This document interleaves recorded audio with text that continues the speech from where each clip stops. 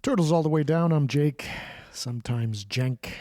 I don't know what I am today because this isn't really a monologue. I don't think it is. Um, I've been trying to figure out a way to get myself off of the couch, to walk 30, 40 feet to the end of the room where my recording gear is, stand in front of a microphone, and just talk. I don't know why that's so hard. I've been basically unable to do this for the last few months, as you can see by the dearth of episodes that are up. I have a few in the can. I'm just, it's just that simple thing of recording the introductory few minutes, and for whatever reason, I've gotten into this loop, this weird habitual pattern of behavior in which, so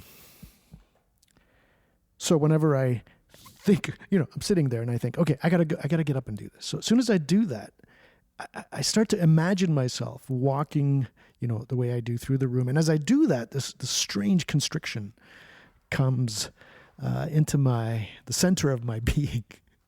And I just feel this weird, I don't know, call it what you will, anxiety, fear. I have no idea. It makes me just think, oh, okay, maybe not right now. Maybe a little later. And then what happens is I find ways to just keep doing something else and not doing what I need to do. So it's weird and self-destructive. And I bet you a lot of you can probably relate to that. So then I thought, okay, well, what if every time that pops into my head, rather than, imagining myself walking, to in front of the couch and behind that other chair and going to the corner, I actually go across the carpet to the other side of the room first, and then I come up there. And then by doing that, I'm imagining something different. And at the same time, I could think, rather than get excited by it, I just try to be calm about it and think, oh, that'll be fun to walk over there and do that. And I think, if I were to just repeat this a few times, it could turn into kind of a replacement loop for that other proclivity that I have, which is proving itself to be dysfunctional. I mean, it's clearly getting in the way of something that I want to do more of, and I'm not able to do it for the simple, stupid reason that I can't just get off the couch and walk over there. So, came up with this interesting idea. I was talking with my girlfriend last night, and I've been kind of weird lately. For whatever reason, I find myself getting a little obsessed about doing an addition to the building that I live in, and adding a couple of floors and digging out the basement and creating a kind of a bigger event space and some maybe guest rooms for visiting artists, or this kind of a weird manic type behavior has been set upon me over the last few months, in particular the last month. And somebody might say, mania is probably pretty good for an artist, isn't it? And in a way it is, but my problem isn't that I have a lack of ideas. I have too many of them, I think. And also, once I start to get excited about an idea, the mania just kind of ramps up. And paradoxically, it makes me stop doing what I'm doing. So again, I'm still trying to find this surfing, this wave of excitement before it crashes into something else that becomes kind of a depression, which is what I'm susceptible to. So I've been thinking about all this, and architects keep coming into my into my fold, into my realm. Just yesterday, a friend and past guest on this podcast, Paul Raff, architect. He was mentioned in this article in the New York Times. Well, it was a house that he had designed that was for sale, and it's Drake's next door neighbor. And it was described as being of architectural significance, which it is. He's a very talented, artistic architect. And then same day, I think, I've reposted this thing on Twitter, which was a project that Agathon Architects helped me to do at the Foundry buildings in downtown Toronto, and this was being featured in the Globe and Mail. And I'd also talked to my cousins in Istanbul, two of which are architects, and it's a husband and wife team. of architects, and getting some advice from them about which, sketch software to use, or what a layman can do, because I'm just staying up late and sketching all these ideas of like structured exposed steel jutting out through the existing antique building that I'm in, and like a skeleton growing out of it, with like black steel and maybe some red accents. All kinds of great ideas, and I can't do small things sometimes, like getting off the couch. And so I thought, I was talking with her, and how you go to a yoga class, and sometimes it's hard to get out to the yoga class. Of course, it's like any exercise, anything that you really is good for you. Paradoxically, we have this weird self-destructive part of us sometimes. It just doesn't cooperate. But she made a point, and it's very true, that if you go to yoga class, you're allowed to just lie there. The instructor often says, do what you can. If you need a break every now and then, just stop. Be in a child's pose or savasana. And you could just lie there in the death pose the entire time, and no one's going to say anything. You're totally allowed to do that.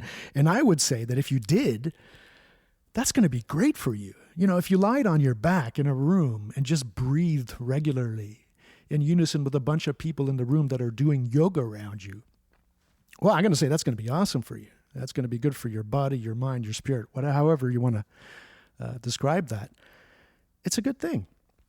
So much like that, the idea that we came upon was, well, I'm just going to get up every day at some point during the day, I don't know, turn it into some kind of a regular practice where all I have to do is turn on the microphone and just talk for 5 minutes. It's not about recording something to release. Although if it did turn out to be something worth releasing, maybe I'll release it. But the point is, there's no expectations. I'm just talking. And,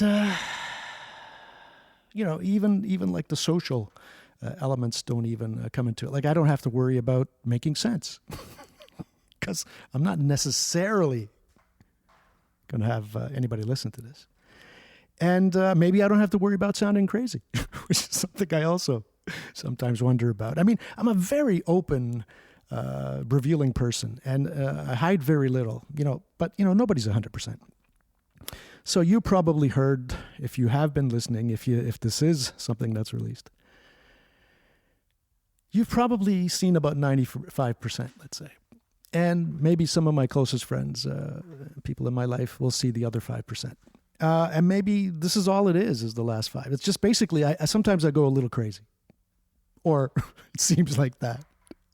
And it's often in either kind of a depressed state or a manic state. But in the manic state as well, I could imagine I might be difficult to be around. I think I am. Maybe I'm being paranoid. I have no idea. So I tend to kind of become a hermit, which is, again, kind of weird because, when you're depressed, you become a hermit. When you're manic, you become a little bit of a hermit. It doesn't seem to be a good way to deal with this shit. So I'm trying to figure out other ways to do it, and I think I'm getting much better at it. And one of the ways I'm doing this is talking. And I was talking, noticing that there's a lot of architects that have been coming across me in the last few days. Architects are kind of interesting, aren't they, when you think about it? It's kind of like, it's an interesting crossover or an intersection or like a Venn diagram of something that's very, rational and structured and very creative at the same time in a more artistic sense. So, and they also seem to like to talk. So I should maybe get a few more architects. So anyway, what I did was I listened to the old podcast with Paul Raff on it. I think it was episode 10, while I was bicycling around the High Park and Humber River trails that I do this every day, by the way. And that's a great thing. At some point I get up, I go to have breakfast, often at the Purple Onion. And I get back on my bike and I just head towards High Park, bike through there, go down to the lakeshore, through the Humber River trails, wherever it takes me. And I'm going very slowly. It's basically at the speed of walking. And I'll listen to podcasts or music, think about things. And I was listening to this old podcast of mine, and it was recorded 2 winters ago in kind of the dead of winter. And Whew. Wow. I don't know. It just brought back memories that I remember. I was kind of in a depressed state during that time, and I wasn't getting a lot done, it seemed. And I'm kind of in a manic phase right now. And in this phase, it's weird. Like, even if I am getting something done, I'm probably going to say, I'm not getting enough done, because it's just not going to seem like enough. It seems like there's infinite ideas and possibilities and infinite beauty to get to, and you just don't have enough time. So it just, somewhere it just digs at you.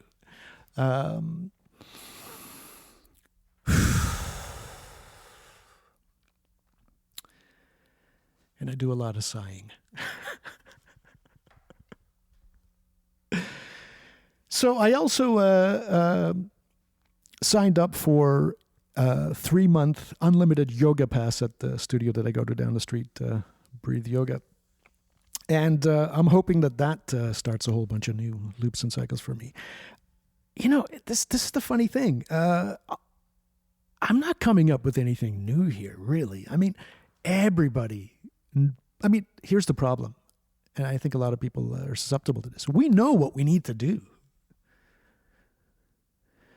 It's just doing it.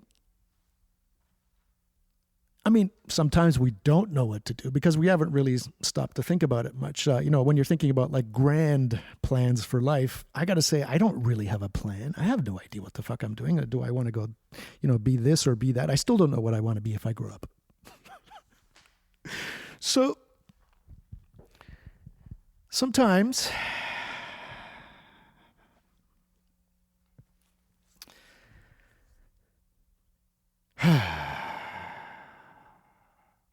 yeah, because there's so much, sometimes it shuts down everything. So I thought I'll just, I'll turn on the mic and I'll just talk for a few minutes. And that'll get me back into it. That'll get me back into the loop. This new form of life, this new behavior, this new word game that I will create, this new practice, much like yoga. And it's not just about the body or mind or spirit. It's all of those things. Everything you do is touching upon different cycles within you. That could be, if taken apart and, viewed from a very sliver point of view of the frequencies that are out there, you could say, oh, that's this or that's that. That's impacting his body in this way and his mind. It's all of these things at once in varying degrees and ratios, and parts of the behaviors and patterns that you do take part in physical systems. It takes part in mental systems. It takes part in emotional systems. It's all in there.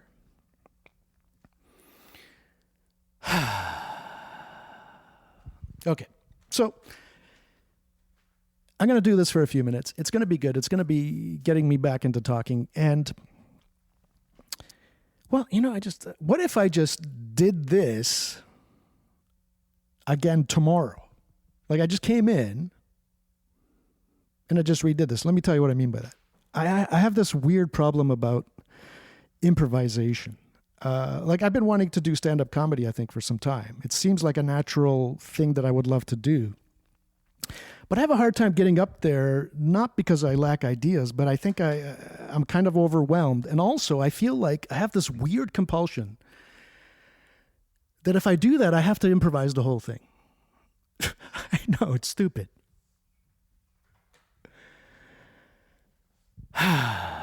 But then I thought, maybe this kind of applies. What if, because sometimes I walk around the house by myself when I'm alone, and I just talk out loud. And it seems like a stand-up comedy routine. And then this great idea pops into my head, and I thought, if I was on stage, and I said, that would be hilarious. But I'm kind of reluctant to do that on stage because it somehow seems cheap and fake or something, because it's not improvised right there on the fly. But, it was improvised when it came out. So it still retains, I think, some of the value that I seem to store in things that are, created on the fly for some reason. I seem to think of them as being somehow more interesting to me, or I don't know, more valuable to me in some sense. But it still retains that if I was to redo it again. So what if I just did this tomorrow and trying to repeat, more or less what I'm saying, because like my music, it's never the same twice, but something like it, would that be so bad? I mean, I could do a polished version of this.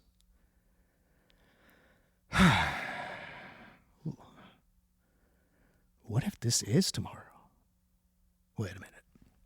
I think I know.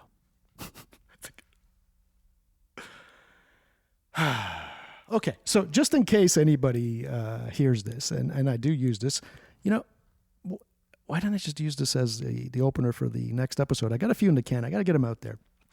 Chris Mayhew, magician, comic, entertainer, young man who I met recently kind of in a group of young comedians, improvisers that have been kind of hanging around every now and then. We've done some events here, taped some talk shows for some of the guys that are involved. And Chris is part of that gang. And he came in and we had a chat.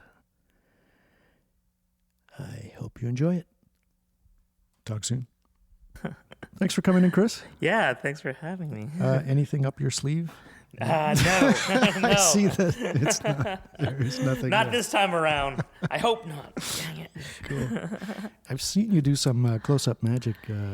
It's pretty amazing, man. It's a fun thing, honestly. Mm-hmm. It's a fun thing to share, especially if someone hasn't seen anything like it before. Then, it's a good new moment that you get to experience with someone together. And that's the greatest thing is, if done right, it's a good way to connect with anybody. Yeah, really, if they're into it. Yeah, I wanted to ask you about that. It seems like from what I hear from people that had taken up magic when they were young, for example, quite often you'll hear an explanation, something to the effect of, it was a way to make friends or to connect to people. Yeah.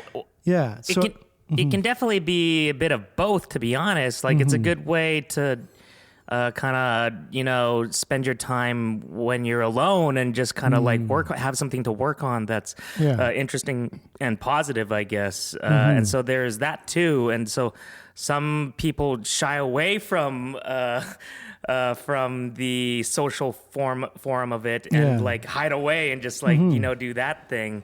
And it's difficult to get them out. And so there's certain people that I guess it goes the opposite for them, and for me, I guess it was a little bit of both, actually. Were you kind of a lonely kid that's trying to connect? I was definitely shy. Landscape? I'm definitely a shy person by nature. I've definitely learned to kind of be a lot more comfortable in front of just anybody, really. I've actually learned that I actually am by nature an extrovert in the way that I do.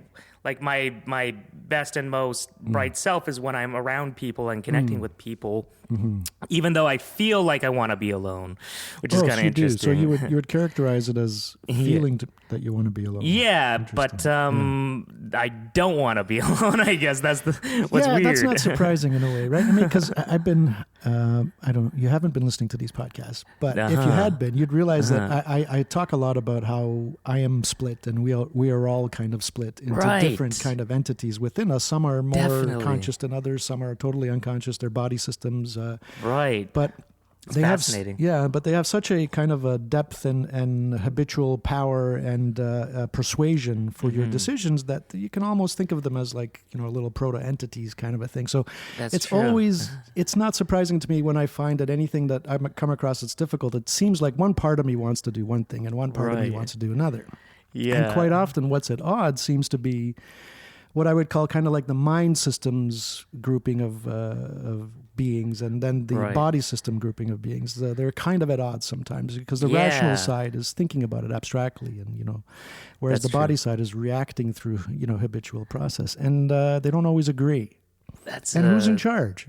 That's very true. It's something that I've contemplated for the last couple of years, pretty heavily, actually, which I never even thought about before.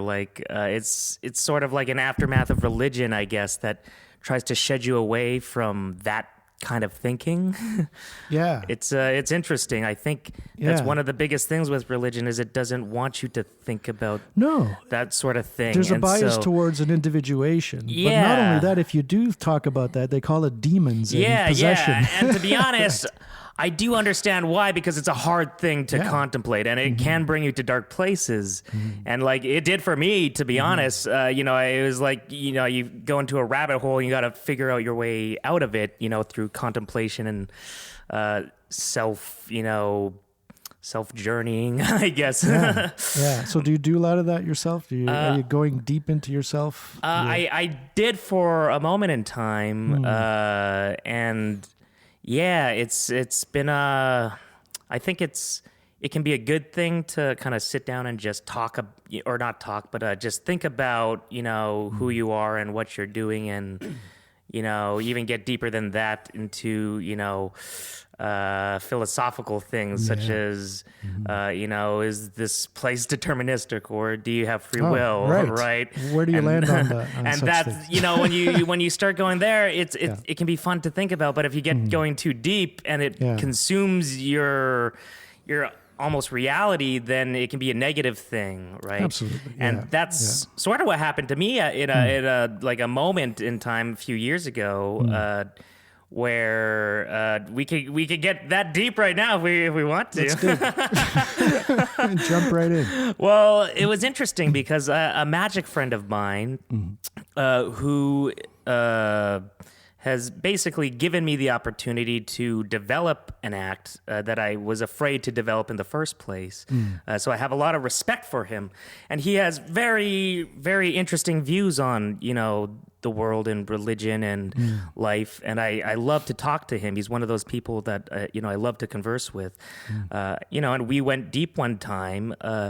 And so I guess to give some backstory, I was raised Mormon. Oh, neat. Yeah, so I'm originally from Calgary, Alberta. All right, that makes sense. And Western so, Canada. yeah, more Western likely to be. Canada. Yeah.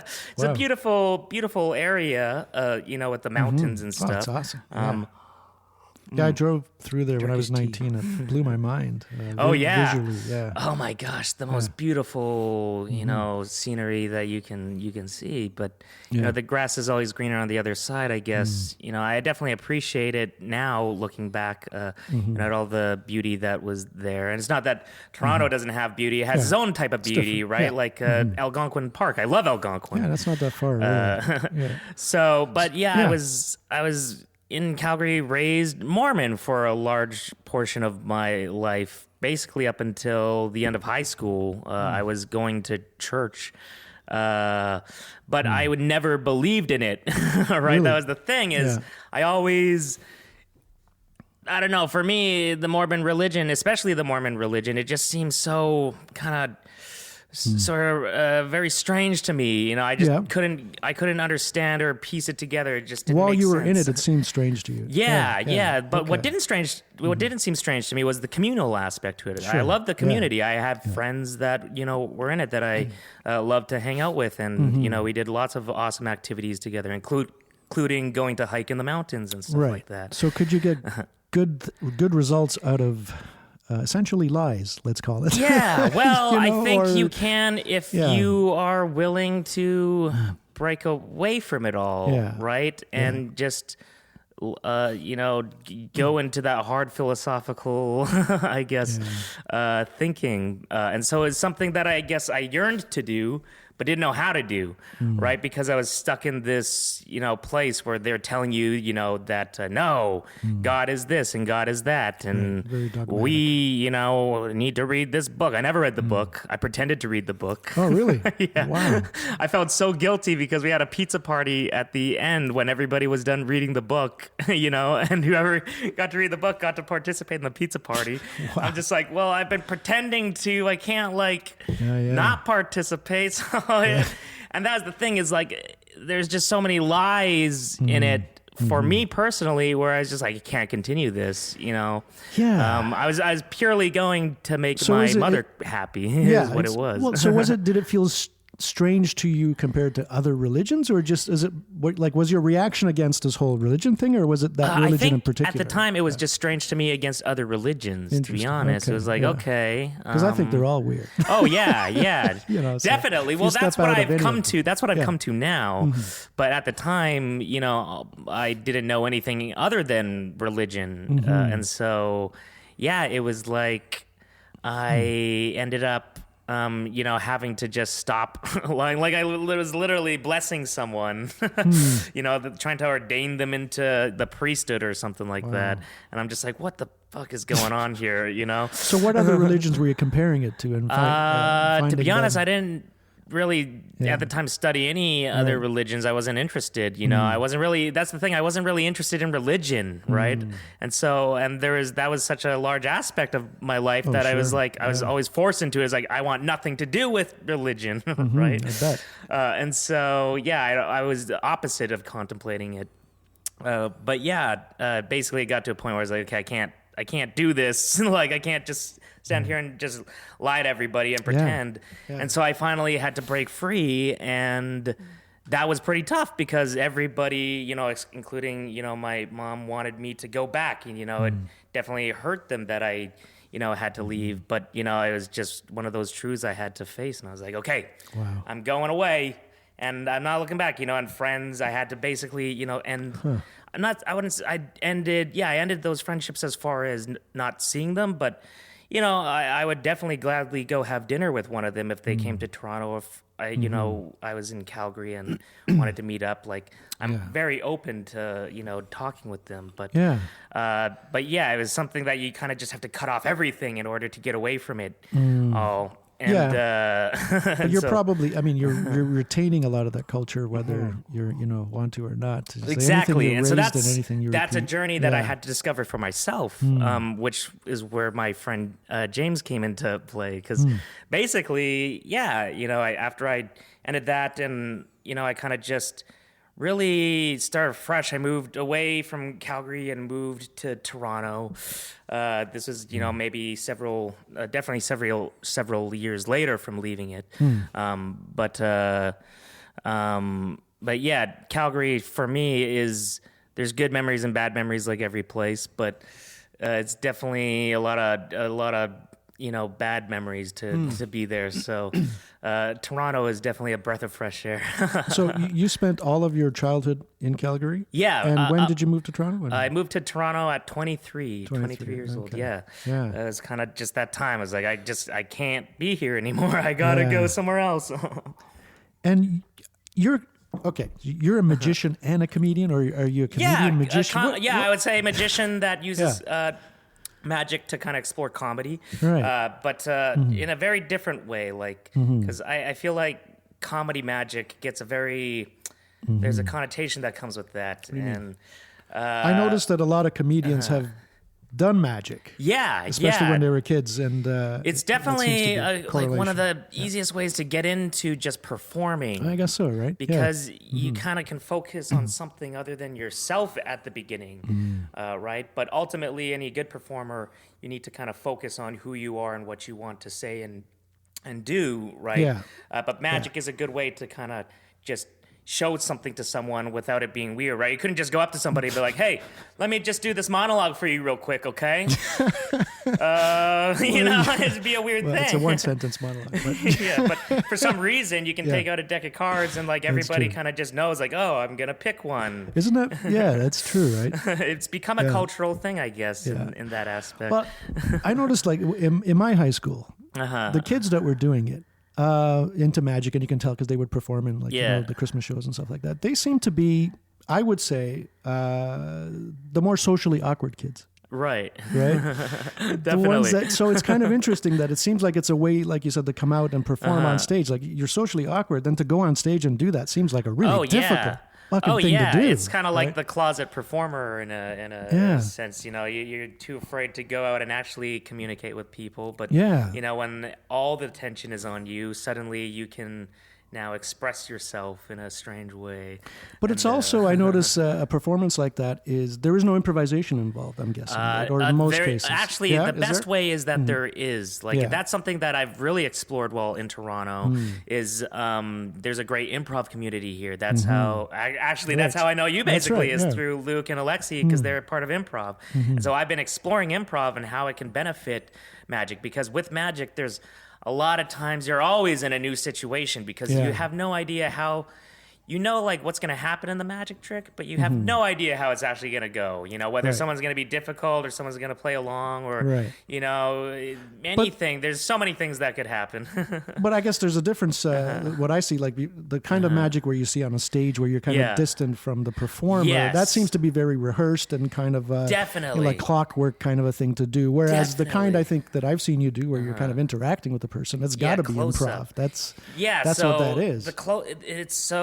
it's I've been exploring both things, but I've definitely been exploring the close-up side of things a lot longer, which is you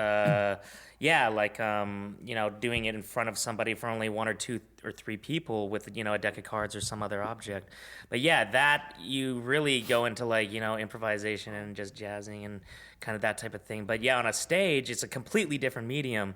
And so I came from doing close-up magic, and that was the thing I knew how to do. And I remember, you know, just contemplating, you know, like what scares me in magic? What is something that I feel uncomfortable pursuing? And the answer was going up on a stage and doing something there. And I was like, okay, well, let's face that, right? Yeah. And let's kind of explore that, because that's new and exciting. And that's where my friend James kind of comes into play, because he had a show in Toronto called Magic Tonight, which was just this platform for other magicians to perform and do their act. And Like a live theater show. yeah, it was at a couple different bars, or is at a bar called The Cage, but they moved to a couple locations. But it was a good time. It was a good moment in Toronto where when it existed. It was a couple, maybe like 2-3 years or something like that. But basically, I developed my entire act there. I started on stage opening for my friend Bobby. He has a show in Vaughan every weekend. He kind of was the first person to let me kind of go on stage and just try just by opening, right? And what's great about opening for someone is you're not ruining anybody's night, right? Because you got a good show coming after you that it's going to save everything. So no, whether, you know, you fail horribly, horribly bad, you know, that they're going to save it. That's what happened. It got so bad. It got so bad to the point where my friend Bobby was like, why don't you just explore something like normal? And, you know, I was like, and I was just like, and I was like, maybe should I? And this is when I was exploring a very absurd kind of comedy that really wasn't working. Like, people just weren't understanding it, but I also just wasn't doing it correctly. The timing wasn't quite there. Yeah, that's kind of a dance, isn't it? It seems to me it's more like playing improvised music or dance, just to get the timing of that. And you got to listen right. to your audience. That's the only way to kind of get it right, is to like listen to where they respond and where they don't, and then tweak it from there. It's kind of a shamanistic thing. Yeah. You know? Yeah, I think that's a high art, to be honest. That kind of thing. You know what? When done right, it can yeah. definitely be up there. There's a show in New York called In and of Itself that is playing that really, pushes those boundaries of art and magic in a really beautiful way. But yeah, I got to see it last year, which was really awesome. That was a crazy magic road trip. But we can save that for a different conversation. So, when you say magic, I think of so many different things. There's magic, like the performance magic. I think of magic. There's kind of the card game magic. There's kind of like magic, black magic, white magic. There's like a bunch of. There's the magi. Is that even related? Like that word. You could say like wasn't Jesus a magician? Magicians are like magi, or I guess that's plural. Is it plural of magicians? Is that what they meant? Like, are the wise men? Were they just magi is used? There's actually a convention in Ohio called Magi Fest. There you go. And it's an awesome convention. I go to it. I've been to it several years in a row, and it's fun. It's just all your friends basically from around the world getting together, and you get to hang out and jam magic and just kind of reconnect, which is one of my favorite things. Is it the art or the science of magic? Like what do you look? Well, they kind of actually sometimes refer to both the art and science of magic, because magic actually sometimes will delve into science. And this is what's interesting, is that it goes back so far back into different places of culture, but back in like the 1800s, magicians were basically scientists in the way that they were always keeping on top with what the latest things in science. Right. So they weren't discovering science, but they were, finding it out before everybody else knew about it. Well, is that just to stay ahead? Because it's basically an engineering feat to do a magic trick in some sense. They would use it for their magic. They would literally, before people knew about light bulbs, magicians were using them in their shows to, make things light up, by the power of their mind or some BS like that. Advanced technology. But they were always staying on top of technology, and I think it's definitely lacked over the years. But it's really interesting where it all evolved from there, and can definitely get into that because that stems off into really interesting places as well. Just the use of light actually in magic and what it became, which is basically motion pictures in that's true. lot of ways. There's so many directions you could go, but I guess the part that kind of interests me, because I'm kind of interested in like the perception and understanding and epistemology, and because it seems to me like when you're talking about the kind of magic you're doing and mentalist type things, you're hacking the systems of what you expect human behavior to be in some sense, right? Definitely. Well, I think you're taking exposing. advantage. I think you're exposing different things that are susceptible to the human mind and the human nature, right? And that's what's fascinating to me, to be honest. And in some ways, it definitely makes you a little more aware about just things in life that someone that's not studying it might not be, and so. But does that lead you to think of the human as kind of a machine in this sense? And then when you come to a question like free will, you think, well, it's totally predictable what they're going to do because this is how the system reacts. This is where it all comes back to, right? Yeah. Because this is where this whole entire journey came to this big explosion because. I was in magic already, and I had broken away from all religion and just trying to even figure out what religion could I go to? It was what else is there? And that's when I moved to Toronto and started talking to, friends here who all have, different views, and they believe that you don't need religion, you don't need anything. And I definitely feel more like that is a better way to go, right? And go with, just, I want to say logic, but at the same time, it's a kind of a harsh thing to say. But just logical things that can make positive changes in the world. And so I didn't realize that you could have a life without religion. And so I'm here kind of participating in the magic community, and one of my friends, James, who can get very deep and philosophical about this stuff. We had a conversation where he kind of challenged an unknown bias that I wasn't aware of, right? What's and that? That's fun. This came from just growing up in religion, right? It's just something I never contemplated. And we started talking about free will and determinism. And, he really believed in determinism. And to me, it sounded absurd, right? I was like, sure. What are you talking about? What you talking about, James? Right? And it was a very light conversation as far as, it wasn't a debate or anything. We were just conversing. But then when I left, that lunch that we had and I went home, I started to really think about it. And, I started to look into certain people that I respect and their views, right? Because it's maybe these people also have views on it. Then all of a sudden their views were also kind of opposite of what I was thinking. And suddenly I had to really contemplate okay, oh shit, right?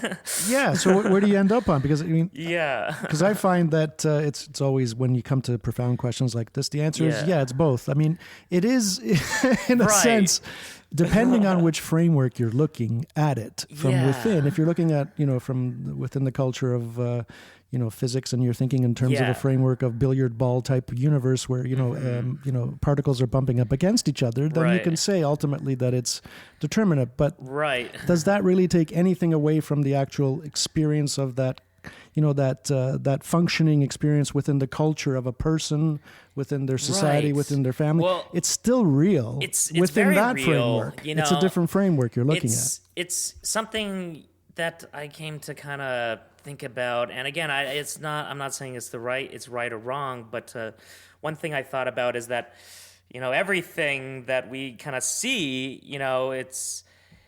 I don't really know if there's like an actual meaning to it all or not. It just is what it is.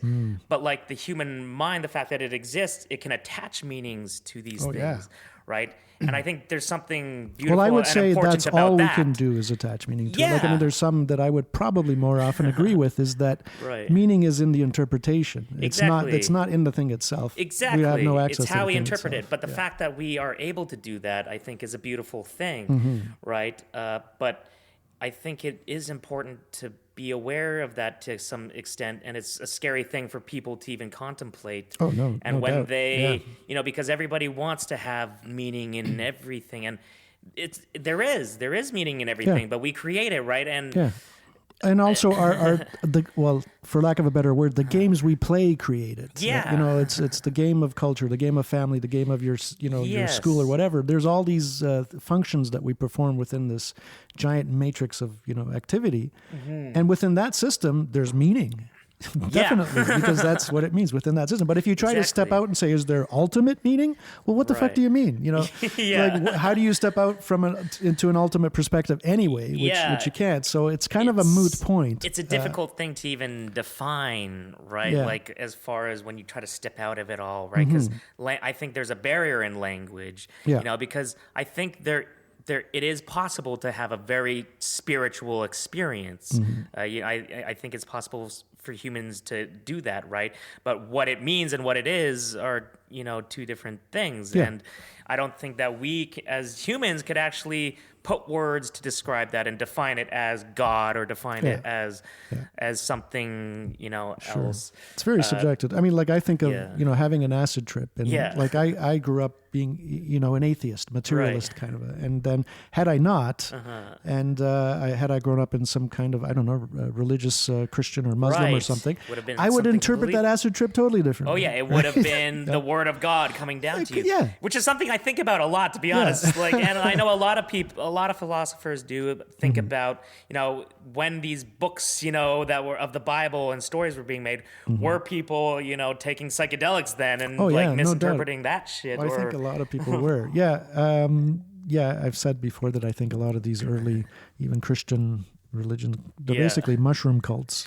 Right. Because there's a lot of evidence that it's played a part. And, Right. and that goes back. And, Christianity and Judaism and Islam, I mean, they seem like old religions to us, but Right. they're not that old compared to some of the other practices that were around thousands of years before. And many of those practices are the basis for many of the modern ones that we have in, Right. the Judeo-Christian. all stems from something. Yeah, so they're all kind of similar. And those older ones, no doubt, were more shamanistic and more into having like oracular type experiences where, someone would take some substance, probably mushrooms, or burn some leaves, like DMT bushes or whatever. Right. And then talk to the gods, Yeah. and they would be the oracle that spoke to basically Right. bridge the gap between what they considered, the ethereal, godlike, the cosmic that consciousness and the realm. earth. Yeah. But to me, that cosmic consciousness is really just abstract thinking that was kind of new in those days. Yeah. I think it's when the animal human started thinking abstractly more and more became a larger part of their life. And it's like some people woke up to that idea and said, holy shit, we're kind of, existing on this whole other plane here. Right. Like, what do we call this? It's kind of heavenly, and, No, and that's the thing is like when you go to that plane and if you see it, through a heavy trip, right? When you come back from it, it gets muddy, right? It gets like a dream, and it's hard to interpret what exactly that was that you experienced. All you can know is that you experienced it, right? Yeah. And that was true.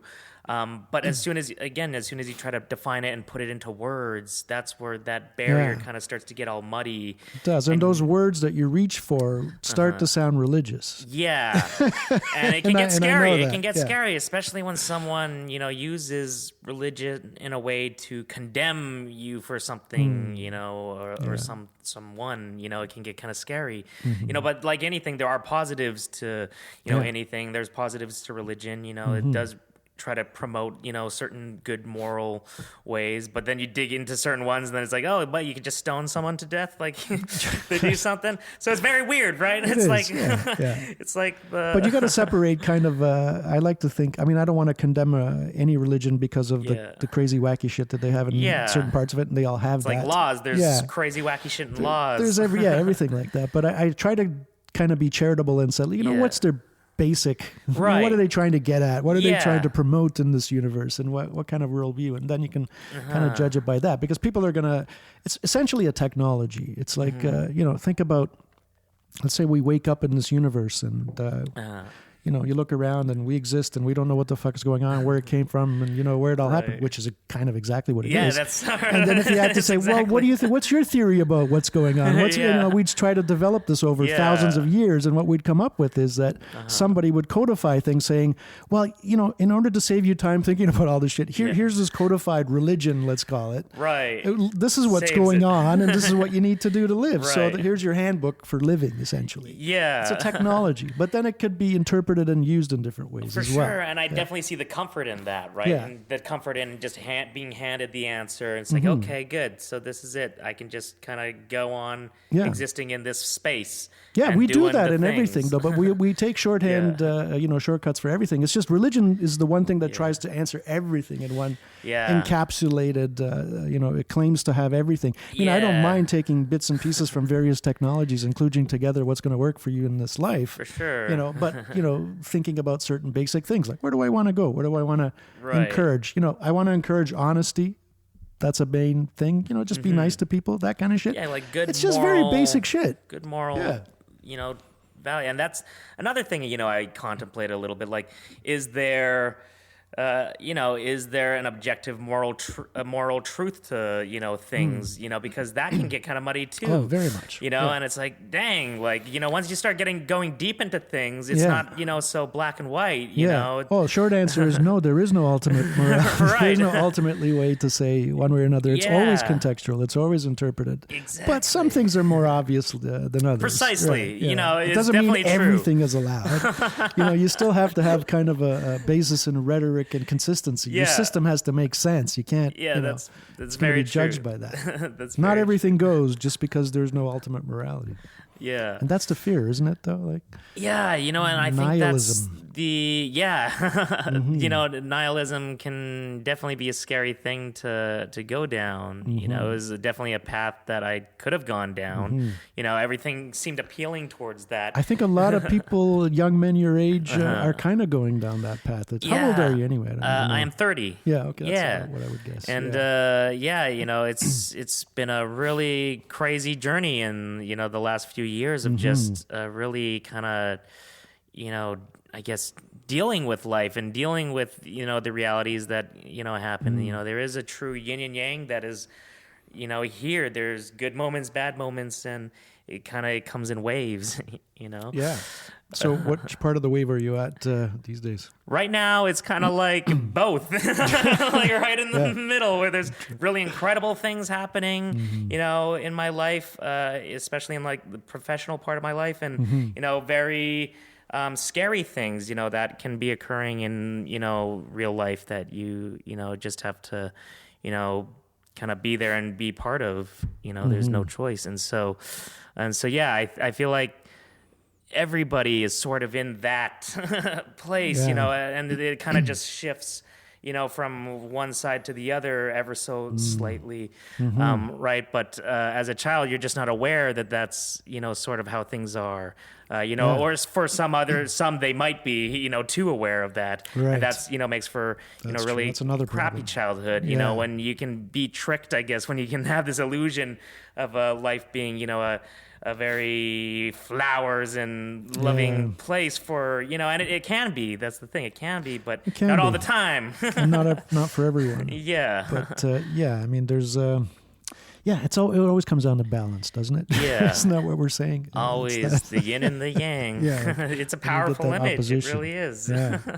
So you turned 30. When I turned 30, we had a Logan's Run party. Do you know? Logan's, okay, yes. You know that movie?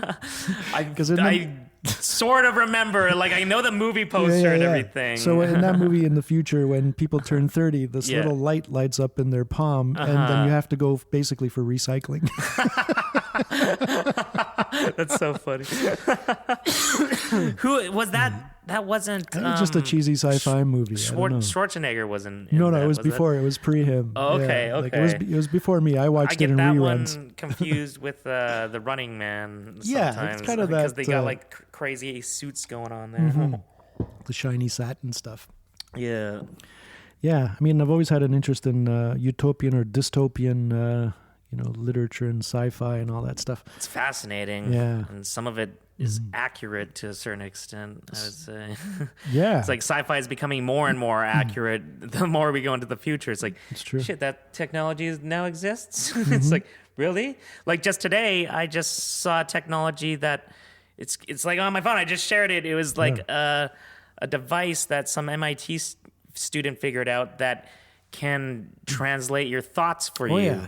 Yeah, which is crazy. Like, you just put on your ear, and then, like, I guess it somehow reads the neurotransmitters in your brain and like can decipher it into, I think it's electromagnetic activity and mapping and all that stuff. It's crazy, but it can read your thoughts. So it's it's going to get better. It's exactly what mind reading, is supposed to be. A magician pretends to do. That's right. But for real, that's the thing about technology. It just gets more and more real. So, are you afraid of this? The upcoming and impending like artificial intelligence singularity stuff? Is that? To be honest, there are scary things about it for sure that definitely freak me out. Yeah. But the thing is, it's hard. Like, you don't know which way it's gonna go. Like, technology is leading it. We're supposed to be leading in a direction where it's supposed to help, mankind. But. Like, that's the thing. Like, Terminator's starting to like look a little like more and more real every day, just like every other sci-fi. You're just like, yo, what's going on? Yeah. Why are these things becoming predictions, not just like fantasy? Some things are inevitable. Like, it seems like if you just start a game, start it in motion, get set the rules that we did for technology and let it go, it's gonna get to a point where it optimizes everything. Yeah, and that. Means it's something I remember hearing. Sam Harris was talking about this about how if technology is able to get to a form where it can now kind of build factories that can improve itself, then the robot improves itself, and tenfold, and it just kind of keeps doing that, and it's like, yeah, that's kind of true. That's like. It's a possibility. That's the thing. It's all kind of possibilities. There's so many I ways think there's you can speculate. certainties in a way because someone's going to build it. Like, if something is possible, somebody will build it. It's true. It's not. True. No one's going to refrain. It's like from whatever taking can it to happen the next will step. happen. Yeah. When it comes to technology, it's because it's almost a self-fulfilling. I think when it just comes to reality, it's like whatever can happen will unfold in some freaking way. It just seems like it. Yeah. You just give time, and like all things will unfold. And then you can dig deep and go down into like the quantum world, right? Yeah. Well, that's where the multiverse and all that stuff. Yeah, like multiverse, to make sense of quantum all those mechanics. ideas come from the quantum, world. Which, again, if you would have just heard about that, that sounds sci-fi and ridiculous and absurd. But suddenly, like on a quantum level, it is like it could be possible, and you're like, it's so weird. Like, I have such trouble with that whole thing. Yeah. No, because there seems to be. To me, it's like it's you come up with the multiverse theory or like Everett's and there's several different ones. Yeah, like in '57 when this guy Everett came up with it. The idea was try to make sense of what seemed to be kind of crazy, and the only way you can make sense of it is that essentially the universe is always splitting all the time into infinite pieces. Like every time some event happens, it's crazy thought. It's crazy physically, but logically, there's nothing contravening that. Well, like, there's nothing wrong with that, except that. But how could you tell if it's true or not? Where's the evidence for that? So some people will tell you there is some evidence for some kind of interference pattern that might indicate that. But to me, whether it's right or wrong, it only makes sense if it explains to us what what this quantum phenomena is, and that's all we're trying to do. We're trying to fit it into a framework, and the way we do that is we think, well, it makes sense if you think of it this way, which is that the universe splits all the time every time a decision Which is made. again is like, how do you But- wrap your head around that? Yeah. What's interesting But it's is meaningless in another layer as well. Like it's not gonna help you both. just live your life in reality, right? I think it does the opposite. It takes you away from reality the more Yeah. you think about it, and that doesn't mean go that you crazy. can access those other times. Yeah, that's no, silly. it was just- something that I delve into theoretical. completely. You know, Yeah. and again, like to me, it's still a bit of a form of religion as far as I've never delved into the work myself and like done the math and like proved it to myself that all this shit works, right? It's Yeah. just another book that I've been reading that I just agree with the person because they seem smarter than me, right? Well, we do that. We have to do that sometimes. Yeah, exactly. And so, with caution. But what's interesting is, I definitely got heavy into Everett actually, and I never went over his notes and looked at the math, you know, nor do I think I could understand it. But a thing that I did find interesting was that he never tried to like add anything or to the math at all. He just looked at the math that existed and realized that that's what it was saying. Right. Was that Yeah, this you is what extrapolate happens. from the reality. Yeah, that you which I thought was perceive. really Yeah. interesting. It's like, Yeah. he didn't just like try to make up some thing and try to add it into the framework of math. It's like that's just what existed within the mathematical framework of, I guess, what we've been exploring thus far in reality. But it does make you think that they might be off track somehow. If Yeah. like maybe there's some other fundamental thing we're getting wrong about understanding that leads us to these essentially reductio ad absurdums, right? You know? Yeah, you know, we've been wrong about a lot of things. And so, you know, and there, again, that's not even, there are other, you know, forms of the interpretation, you know, like there's. That's the key word though, right? See, I don't Right. think of it as being wrong. It's just another interpretation is better suited for whatever reason, Precisely. contextually in the time and, you know, further improvement or alignment. Yeah. It's not that it was wrong. This one's more right. And we just continue to swap Right. frameworks and understandings No, as we improve upon them. It's fascinating. It's fascinating, you know. But all that's, you know, whatever interpretations, you know, that exist, they're all still pointing to the same thing of multiverse, right? And you're just like, okay, that's like a crazy, trippy idea to think about, right? But it is something to think about, right? And you know, it's something that you don't normally contemplate, I guess, if you know, especially someone who is religious, it probably just sounds like a fantasy to them still, you know? Yeah. The same way that I guess religion sounds like a fantasy to us in a way, you know? And Well- that's the thing, that mindset kind of, there is no right or wrong mindset. It's Right. like, it's this weird thing, you know? Yeah. Well, you know, like to me, this current fad about, you know, this idea that we might be living in a simulation. The kind of- simulation. to me, that's no different than Christianity or any of the Right. Judeo-Christian religion. It's basically you're living in this realm, and after you die, you're going to go to a higher realm. That's the same thing. They're trying to physicalize a metaphysical idea. But it is metaphysical because it's outside of our physical reality. So what is that? Something what I does that have been thinking explain? about, which is kind of interesting, is the idea that with enough time, technology can actually bring into physical existence all kind of metaphysical concepts and ideas, which would be like a really crazy thing. But you think about like mind reading, right? And now we got this device that apparently can kind of do that. So it's this metaphysical, you know, hokey idea that suddenly became realized into reality because of technology. You're like, okay. But then, you know, you could go as far as like this idea of the connected consciousness, right? And that's a really interesting idea that exists out there. Right. So you're kind of tapping into a fabric that we're all connected to. For Right. example, And as a way so, to look again, at it. it's still very metaphysical, but then all of a sudden you realize, no, there is a real connected consciousness that exists in reality. There's the internet, right? That's a connected consciousness, a collective consciousness. Just There's as a reasonable anything else. story that could be told to explain that. That doesn't need to be, you know, magical. Exactly. Make It's it just technological, physical. Yeah, right? yeah. But then you start to go deep and you're like, okay, well, hold on. In the future, what if, you know, the mind could tap into the internet, right? And then we And we're start there. sending messages Yeah. and stuff through the mind. Then all of a sudden, this idea of telepathy and mind reading all of a sudden becomes an actual physical Effectively, it's idea. happened. Yeah. And Yeah. it's realizable in reality. And you're just like, okay. And so it's something I think about is like, okay, what else? Like Yeah. technology is breaching all these boundaries of what we thought were metaphysical concepts. Yeah. And suddenly it's happening. But all of that involves information traveling between places that it can Yeah. or cannot travel. Like Right, if it's information true. can travel between A and B, then technology will find a way to get it. That's true. If it can't, we're not going to be able to get over that hump. Right. So most of the things that we look into the future and think, it's just a matter of finding some, transport or traffic of Yeah. information to get the most something efficient done. way to transport, as it seems.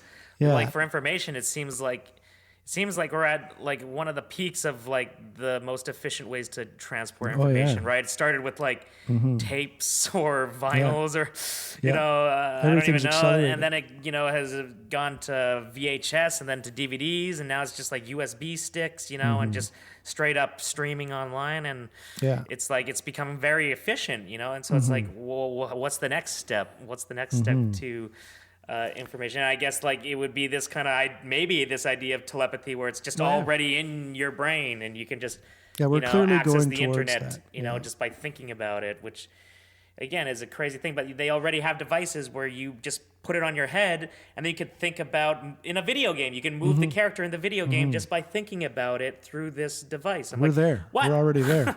So you just connect that to the internet and you put some VR. Yo, Ready Player One, that's some real shit.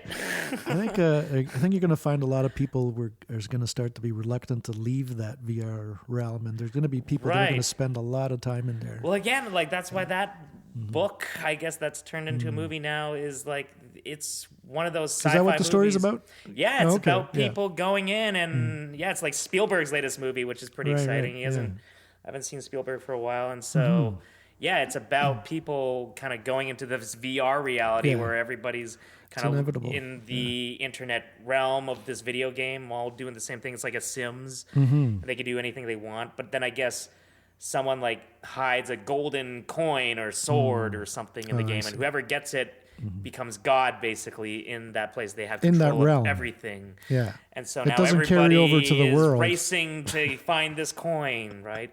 But then outside of that, real reality is shit. It's Right. like this kind of dystopian wasteland kind of place that we're all living in, and you're like, okay, no wonder people want to go into that game. Yeah. But I think that things, I don't know if things are going that way as far as like, should I be closer? That sounds better. I just yell. I get a really loud The voice. acoustics in here will just echo around. Yeah. I get excited. I just yell. Good. But no, it's like, I don't know if things are going that way necessarily. I feel like things are improving and getting better, but at the same time, there are things that are getting worse. And It's always the case. It's always a bit of this and a bit of that. Yeah. And we're either going to survive or not. yeah, I don't only know. time will tell. That's right. Yeah. Are you optimistic? You're 30 now. Yeah. So, yeah. What's that like? It's honestly, it's Do you feel interesting. different than when you were 20? I definitely feel more at peace with things as far as, I don't know, it's like the late 20s for me was a weird thing. Yeah. Where I basically was having a bit of an existential crisis in a way. And it wasn't like an age thing. It really just had to do, I guess, with just that time in my life, the things I was contemplating about, and I realized there were certain things that I had not thought about deeply enough. And again, this all goes back to that one conversation, Wow. with my friend James, who's the magician. And I'm not like blaming him for any of this stuff, right? But it's just, I actually thank him because I'm a better human being and a better person for kind of thinking about this stuff a little deeper than I think I should have. Ideas change minds and people. Yeah. Yeah, and amazing. so I'm actually I think at a time in my life where it's great because I'm kind of out of that deep philosophical way of thinking, and I can kind of just relax and be like, okay, like we'll just cool down on that and just enjoy this experience. And that's what it's always been for me. It's always been about enjoying an experience, in the moment, I guess. Yeah. Even though you're not really in the moment necessarily, that's what's happening, right? Is you're enjoying experiences in the moment. Yes. And so, And. yeah, yes, and which is the most beautiful thing in improv, and which I think is so valuable in life is to yes and life, you know, and things come at you, and you know, it's coming at you whether you like it or not, and so you have to say yes to it, and you have to deal with it, and then you have to say and kind of move on and maybe add to or improve upon something. Awesome. And I think that's what magic is so great at, is that it gives you this kind of tool to allow you to navigate life in a very interesting way. Like honestly, some of the most beautiful experiences that have happened to me in life is because of magic. Like I just got back from London, England, which I've been there several times before, but this was the first time I was there where I actually made money going there. Nice. And got to like stay in central London, and it was like all paid for. It was Excellent. like, you know, just a really cool experience. It's a good show. You're happy. It was it was a show. It wasn't even a show. That was what was really cool about it. It was a shooting, just a pilot episode for something. Neat. I've never shot a pilot for anything ever, and it was a cast of 5 magicians. I was one of the 5, and we got to. Is it like a reality show, or is it? Yeah, like, it would be. It would be this kind of reality show they're pitching to a company, you know, and if they like it, then they'll pick it up, and then it'll become something, hopefully. But again, I have no expectation, because first pilot episode, it could be anything. It could be anything, right? On top of that, they might, cut, one person, all people, who knows? Just no expectation, but it was a fun experience. But that was all because of magic, just because I happened to be doing magic, and, I've put things out into the magic community to kind of connect and participate in the community. And something like that came out of it, right? And there's like weird things like that happen all the time, just kind of peppered through life. I'm still, living life and dealing with life, but, just magic has always brought some kind of really nice, interesting moments to help with it. So it's a positive thing for you. Oh, yeah. So, but, I've heard this. Is it, if someone calls you a white magic wizard, for example, what does that mean? Right. That's, I think, a misinterpretation. Okay. And this is where it gets really, tricky and deep in a way, is you have to have an interpretation of what magic is. Right. And I think I think as a magician, you have to kind of have an interpretation of what magic is just for yourself, just so you can understand what you're doing for people. Do you think, are you of the mind that, and I think it would be quite reasonable for someone, especially in your field, to see the world this way, and I wouldn't disagree with it. Like, would you see the world essentially like all of us are basically operating in some kind of a magic act all the time, just some are better at it than others? I definitely see the world as far as we're all putting on like faces in a way, just to interact. Nobody is, the only time you're really truly who you are is when you're alone in your room, and just I don't think anyone's being dishonest. I don't think there is a truly you. Yeah, right. And like I said, there's a bunch of us that come out at different times. Of you. So you're never really truly yourself, because there isn't one single entity that is you. Yeah. You're a multitude. That's definitely. So don't be hard on yourself if you can't. Like sometimes your different parts of you come out. It doesn't mean you were being fake or you were you weren't being yourself. Just sometimes when you're an angry asshole. Right. Not to make excuses, but we have different aspects of it. And emotion definitely plays heavily into Absolutely, that, right? yeah. And that's another thing that I had to really become very aware of, and kind of, not control, but even just become, aware of something like emotion I had to in learn the all that moment shit. is huge, right? Because you're feeling, frustrated maybe.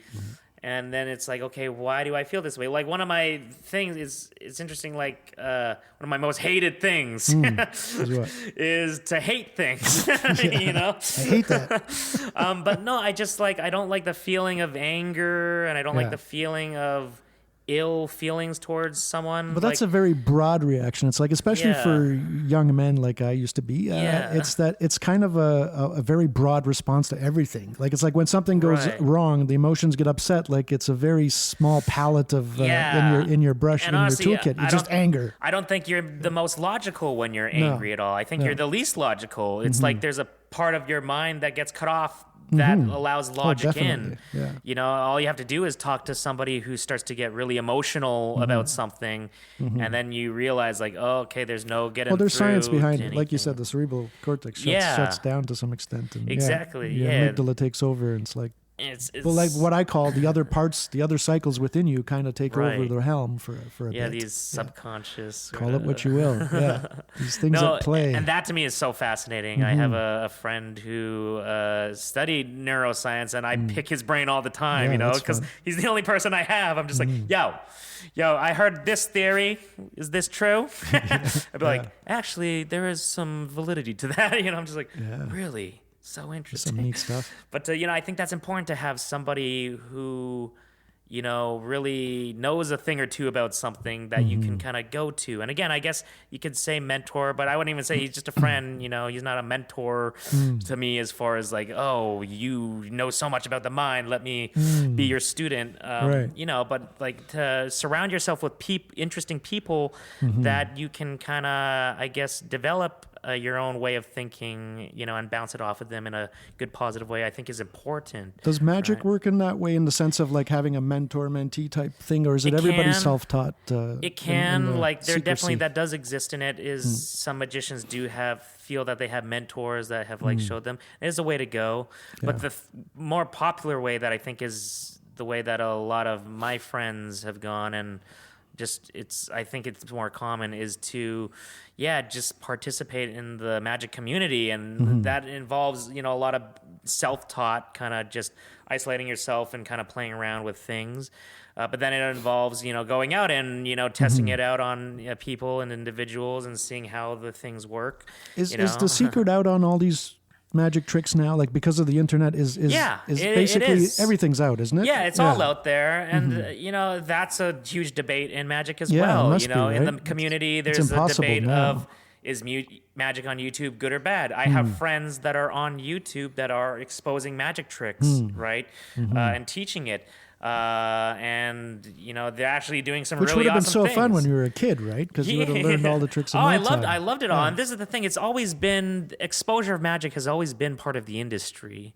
And so when a magician, says like, oh, we need to keep our secrets, bullshit. Like, no, like it's always been a part of the industry and the community is to expose magic, but we've always exposed it in a safe way, I guess, where we need to know that you're interested in magic. And I get that, because it happened to me in high school, where I would, I was one of the only people that was interested in magic. That's the thing. It's such a niche thing. Nobody's interested in magic. There's right? always a few kids. But there's always a couple, right? And so it's a very niche thing and very kind of isolating in a way. And so I would be in the school teaching, or not teaching, but showing, everybody magic. So I was kind of this drifter where I was just friends with all groups, right? I wasn't part of any clique. I was part of all cliques, basically, because it was a good way to kind of socialize and get to know people. And I remember I would just drift in lunch, be like, oh, let's go to this group. Yeah, what are they doing? Okay, let's go to this group now. What are they doing? And magic was a good way to kind of, just practice in school. So what about the dark side of it, though? Like, I mean, I got to think back historically, I'm thinking, like in terms of, I mean, now it's what it is what it is culturally, Right. but thinking back in the past, it seems like, tell me if I'm wrong, but there's this idea that, or this understanding that I have, that in the past it would have been kind of like a carny type thing, like it's kind of a almost like a snake oil salesman type thing. It where depends on how far back you go. There's jesters, for kings and queens. It's like you have a mark, that. like the full card Monty type thing. So that's another aspect of it, right? There's the con aspect. The con, that's the right? word I'm looking for. And so there's these kind of aspects that are all within it, right? That kind of split off and do their own things. And so like the negative side for like now, I guess, and what magicians are worried about is just that the wrong people are going to be exposed to it. Like back to the high school thing, it was like, you would find a friend or somebody who would be interested in it. They'd be like, oh, teach me the secrets. Right. And you're like, okay, let me show you all these kind of cool things that, I find fun and interesting. Let me show you them. And then you think the person, has the same feeling, I guess, as you towards finding it interesting, and then all of a sudden, they go around and say like, "Oh, I know the secrets now. Yeah, like let me show everybody what the secrets are because I know it." And so it's like, that could be a negative thing, right? But then there's also like a real negative thing as far as using it for, spiritual ways of doing things, right?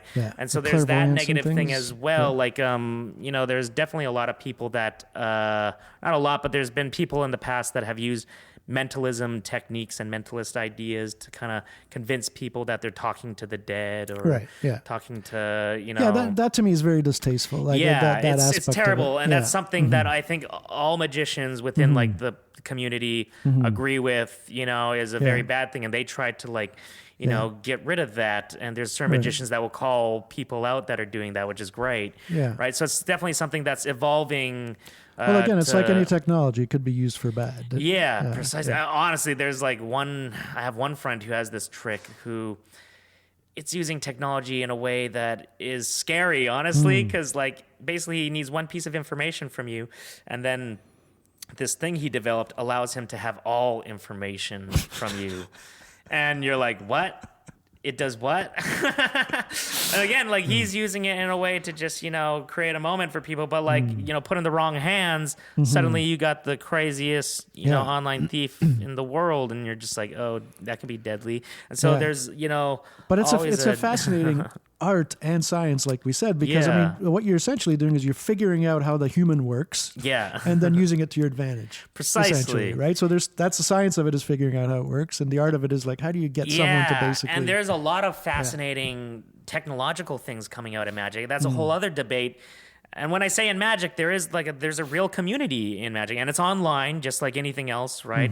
But it's also in life, like there's clubs, not even clubs, really people just, you meet up, your friends, you meet up and you have lunch and you talk about these things, right? Yeah. And there's just people in the community that you will frequently see.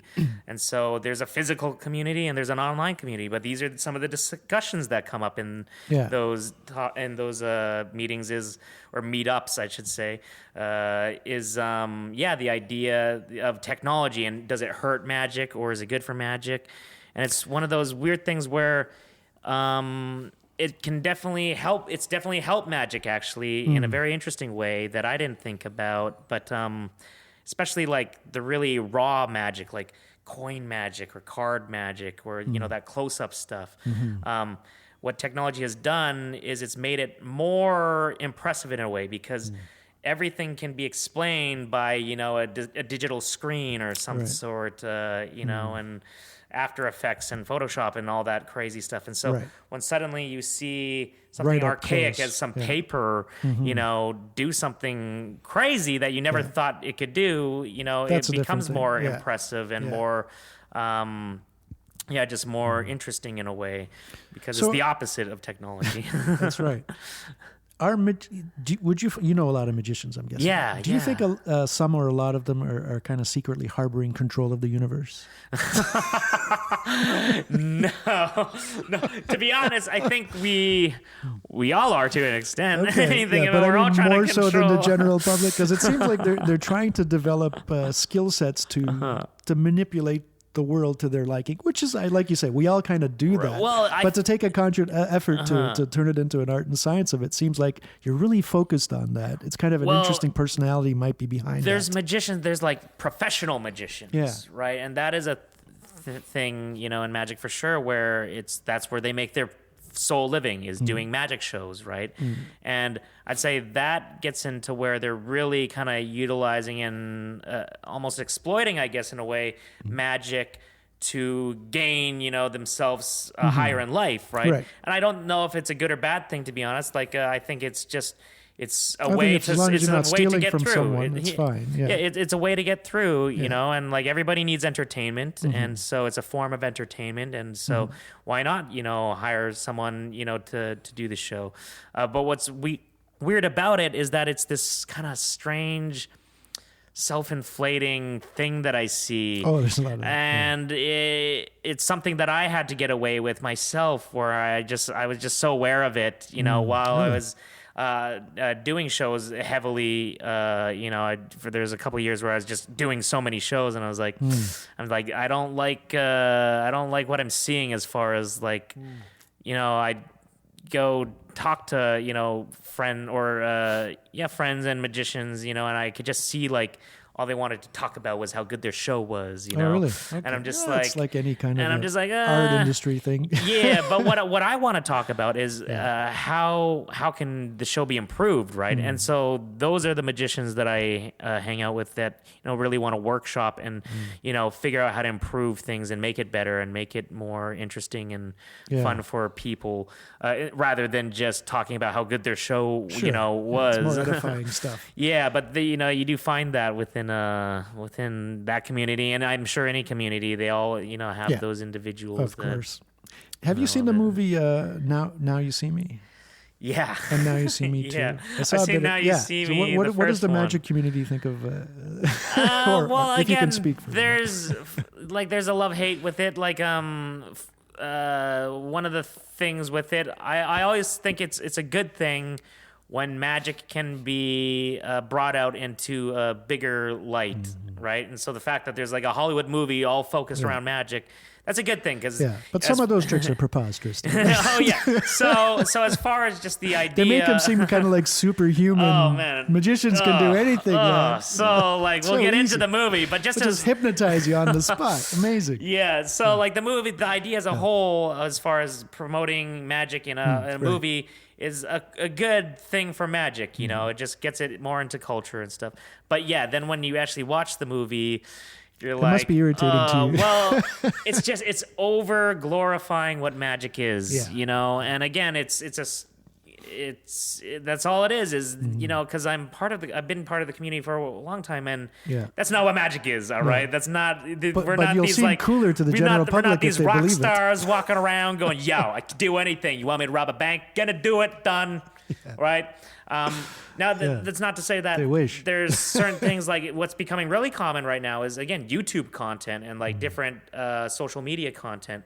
So you are seeing more magicians do crazier things just for video, right? And the thing about video is you could get away with a lot, right? You can get away with a lot more than you can in real life. Yeah, I wouldn't trust anything on. But the art of it is it's kind of tying things all together, actually, which is cinema and magic, which is where it all kind of began. But it's coming back where now we're using these kind of special effects techniques to kind of enhance the magic illusion. Manipulating light. Yeah, even just video itself. But there's certain magicians that are creating illusions where, again, I think it's all about have you seen this before? Even if it's an illusion, right? Have you seen that illusion before? And so there's magicians that are coming up with really clever ways of doing trying things. To outdo each other. And so you're seeing it online in these videos. And I love them, honestly, even though I know that they probably can't do it in real life in front of me. Right. It looks so cool that they figured out a way to capture it on video and make it look that way. So that video performance is impressive. So it's a whole new medium of it, right? And it's this whole new thing spawning out from magic. And again, it's all an evolution, just like everything. But yeah, there's this social media evolution of magic that's coming out. And I have a lot of friends that are, kind of at the forefront of it, pushing it. I'm there trying to participate. I'm just like, hey guys, let me, can I do something too? And so like I've had a lot of guest spots on like their, platforms and stuff, which was really fun. But yeah, it's I think it's a whole new medium of magic that's coming out. In fact, there is a project released within the magic market. There is a magic market that exists, and it's a whole video on Instagram magic, which is literally just magic that looks great on a 20-second video. But yeah, it's a lot of magicians hate that, though. I will say that like a lot of magicians. There's this whole other debate in magic where magicians are not, a lot of magicians don't like the social media magic, and some magicians do. I like both. To be honest, I like it. Tell me, I don't know if there's a connection or if I just misheard this somewhere, but this the subculture of the pickup artist has some connection to magic, apparently, where some guys were trying to teach other guys how to essentially what they call picking up women. Yeah, yeah. And it involved really actually doing some magic thing. tricks. And to me, that's kind of so it is. kind of that pathetic. exists in magic as well, Yeah. and it's one of the things that I just sad. hate. I hate so much. Like, I would say, me personally, I've never used magic in a way to try to like pick somebody up. That's kind of sad, though. It's to very, think that it's very sad. Yeah, well, it's easy. Oh, it's a conversation starter. Easy. That's what it is. It's easy. It's low hanging fruit, in my opinion. You know, it's like, okay, let's do something where the person, you know, is easily impressed, because it is like magic is inherently like just impressive as far as you could be the worst. You could be the worst person. You don't even. You could go to a store, buy a trick, barely do it, but you can impress people by it. Absolutely. And that's always one of the biggest frustration with magic is that there are, you know, people that really care about it and really want to kind of push it and move it forward, you know, and then we see people that just want to exploit it for, you know, really stupid uses. It's stupid, but it's also dark. It's also dark, I think, in the sense that if you're thinking of magic as a way to try essentially trick a woman to like you, then there's something very wrong with you. Yeah, no, like, it's just be a good guy. That'll be just, better. You know, so and it's the dark something side, that I hate. It's one of those things I hate in it. You know, and there's a bunch of things in magic that I'm not a fan of, that I myself try to, you know, embody and promote through magic, because I have a bit of a voice in the community, you know, but it's something that all my magic friends that are in Toronto, you know, we all kind of try to promote and embody within our shows, you know, just a good positive form of magic, you know, where it is for entertainment and not to be manipulated and exploited for you know, these weird ways. Well, the results are probably going to be way more limited than they expect, but it's kind of silly to try. Yeah. Well, with pickup artists, especially, it's really about the art of picking it up, right? Picking up anybody, and so. Well, that seems like a deception at the heart of it, though. Right? Yeah. You know, which I would. Well, it's almost like numbers. It's like that's what's impressive to me is not the person. It's like, oh, how many people did I pick up this week? You know, that's sad. It's almost like how many people did I manipulate this week? I wish I could take some of these young men and just kind of sit down and talk to them a little bit. Yeah. But I don't know. You got to go through some shit. You got to learn. Yeah. Get older. You know, I'm much smarter now at 50 than I was at 30, so I'm going to tell you, it gets better. No, yeah, honestly, like my journey through love and relationships has been a crazy one as well, as far as like, again, it stems all from that religious thing, but I've never been comfortable you know, that way around women, you know, like only as friends. And so it took me a long time to find someone that I could actually connect with on a much deeper level. Up until then, like I was not very active in any way, shape, or form in the, you know, romantic life. And, you know, so are you paired up now? I have a girlfriend. We met at Improv actually years ago, and she's been, you know, just the most amazing person that. Again, it's almost one of those things where when I look back on it, it's almost inevitable. Just like how magic kind of came into my life, it's almost inevitable. It's magical. and like it's where I guess when it all comes back, like you call it what you want. Fate, you know, I don't really believe in fate, but at the same time, if you think about determinism, it's like that is fate essentially. Some shit happened, and as a result, some other shit happened. Yeah, but again, I think where you are. Things happen, and sometimes it just happens we create randomly. the meaning. We create the meaning, you know, and so, you know, I believe what I want to believe, you know, and she's been an amazing human being. Awesome. So Nice. Okay. Thank you for coming in, Chris. Yeah, for sure. This was honestly a fun time. Give me a high five. So high five and some chocolates. Yeah. Let's keep eating. The Turkish tea. The Turkish tea.